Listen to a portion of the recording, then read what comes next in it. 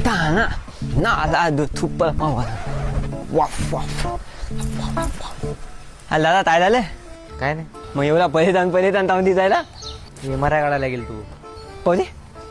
तुला काय समजायला विचारलं मला सगळे थांबते अन्न वेगळे चल आले बापले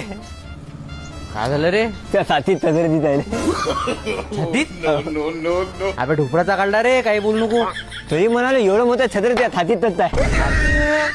सोड, निघ. आमच्या घरी जाऊन इथे काय करा घरी जाऊन अभ्यास करणे दादा तुम्हाला माहित आहे का